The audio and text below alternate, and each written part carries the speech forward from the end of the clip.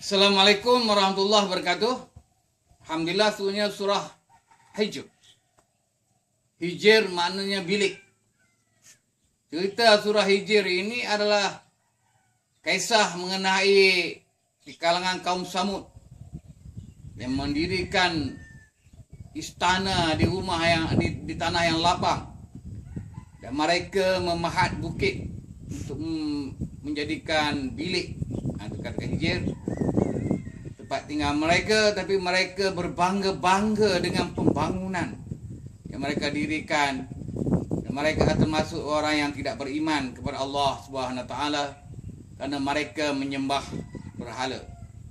Ini kita kaum Samud.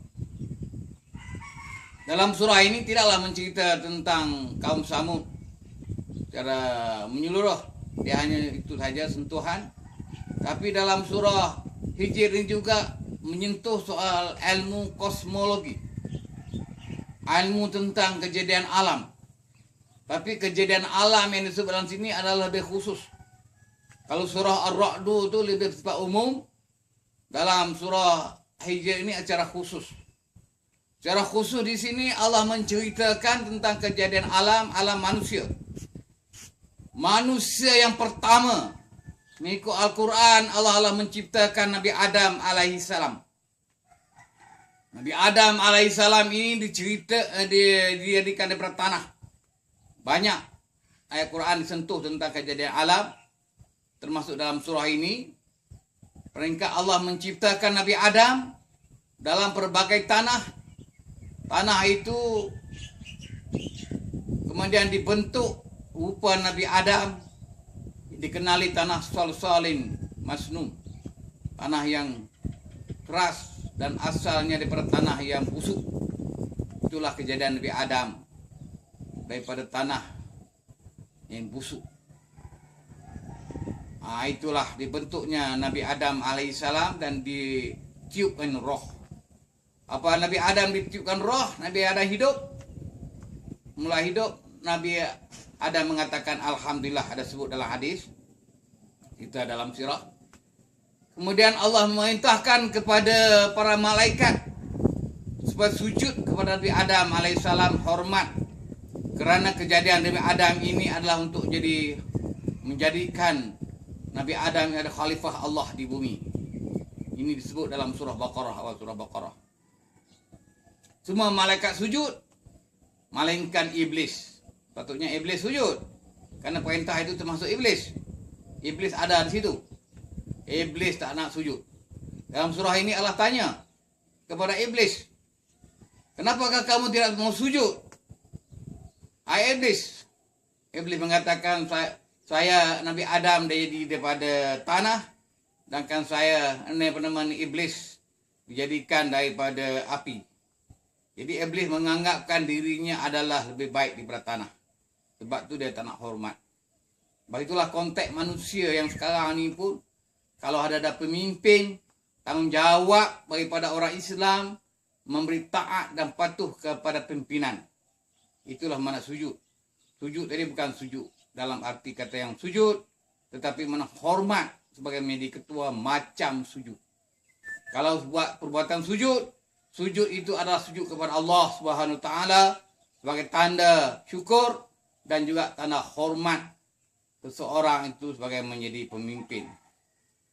Ini ada ketentuan daripada Allah Subhanahu Wa Taala yang memerintahkan manusia supaya hormat di antara sama lain seorang yang menjadi ketua ikut kepimpinan. Termasuklah bersama-sama dan istiqamah dalam perjuangan untuk meneruskan perjuangan. Itu mana tanggungjawab dalam kepimpinan. Jadi orang yang tak tanggungjawab ini orang lari parti, keluar buat parti baru.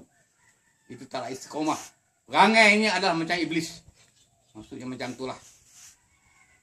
Jadi dalam surah Al-Hijr ini juga Allah menyentuhkan tentang segala kejadian, tentang kejadian manusia dan juga kejadian alam yang lain, untuk mengingatkan pada manusia pada betapa kepentingannya hidup manusia ini adalah untuk membangunkan kemajuan dan tamadun manusia itu adalah perlukan kepada ilmu pengetahuan.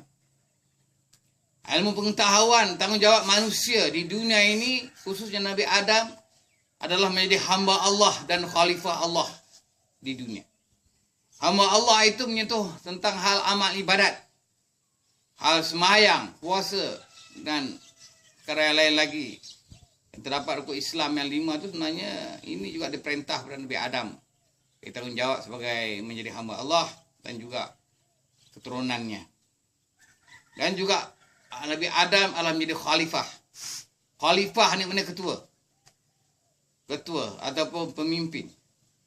Tanggungjawab manusia menjadi khalifah pemimpin ni adalah tujuannya adalah sebagai memegang amanah daripada Allah Subhanahu Wa Taala untuk melaksanakan segala hukum syariat yang ditentu oleh Allah Subhanahu Wa Taala dan juga untuk memakmurkan dunia ini, membangunkan kemajuan dan tamadun di dunia ini. Itulah ada hubungan kait manusia dengan alam. Sebab itulah Allah mengajarkan Nabi Adam alaihissalam dalam surah Baqarah mengatakan wa 'allama Adam al-asma'a kullaha. Allah memberikan ilmu pengetahuan kepada Nabi Adam ini, kepada ilmu pengetahuan tentang hal alam yang kabir, alam saghir, semua ini adalah ada maklumat pengetahuan pada dia. Tujuannya adalah untuk membangunkan dunia, samping mengajak manusia untuk beribadat kepada Allah Subhanahu Wa Taala dan melaksanakan hukum syariat Allah. Itu adalah peranan khalifah di dunia. Dalam surah ini tak sebutlah direct itu, bahagian ada hubung kait dengan ayat-ayat lain tentang peranan dan tanggungjawab manusia itu adalah menjadi khalifah, adalah untuk membangunkan kemajuan dan tamadun hidup manusia di dunia. Kalau berkat dalam sejarah Nabi Adam pun panjang ceritanya. Selepas Nabi Adam turun ke syurga sebab kesalahan makan buah yang ditegah oleh Allah itu, yang digoda oleh syaitan itu, Nabi Adam berperanan bertanggungjawab menjadi khalifah Allah di bumi. Yang pada masa itu diturunnya Nabi Adam dan Hawa dan bertemunya lah dikatakan di padang Arafah di Jabal Rahmah itu. Itulah mulanya tugas Nabi Adam alaihi salam untuk berperanan tanggungjawab sebagai menjadi khalifah Allah. Peranan dan tanggungjawab Nabi Adam yang pertama adalah untuk menutup aurat di antara laki dan perempuan. Dengan oleh itu Allah Ta'ala utuskan bawanya kibas, 8 ekor kibas disembelih, daging yang dimakan, bayangkan 8 ekor kibas makan. Lepas daging dimakan, kulitnya dibuat pakaian. Nabi Adam lah merekakan pakaian yang menyentuh mengenai katakan jubah. Jubah itu asal budaya Islam. Sejak zaman Nabi Adam lagi adalah pakaian untuk laki dan juga jubah untuk perempuan. Tapi yang perempuan tu dia ada bersama kerudungnya, tudung. Kalau itu mereka bentuk yang dibuat oleh Nabi Adam alaihissalam sebagai tanggungjawab sebagai menjadi khalifah Allah di dunia. Dan sebab itu Nabi Adam tanggungjawab untuk membangun Kaabah atau Baitullah yang pertama dibangun adalah pada zaman Nabi Adam alaihissalam. Nabi Adam membangunkan Baitullah itu bersama dengan anaknya, membuat Baitullah sebagai tempat amal ibadat. Oleh itu Nabi Adam untuk membangun perumahan, tempat tinggal untuk dia dan juga untuk anak-anaknya apabila nak dikahwin. Nabi Adam juga membangun perusahaan pertanian. Hawa yang mula menanam. Asal makanan ni datang daripada syurga. Buah-buah daripada syurga. Buah kurma, buah anggur, buah jenis ni Arab tu, buah yang dimakan, biji yang ditanam. Itu cerita sejarahnya. Dan banyaklah lagi kemajuan dan tamadun Nabi Adam yang dibangun Nabi Adam SAW, termasuklah membukakan daerah kawasan pemerintahan Islam di dunia pada masa itu, berpusatnya di Mekah sebagai ibu negara di kota Mekah, menjadi pusat ibu negara Islam, dan dibuka daerah-daerah yang lain. Banyak ada 7 daerah.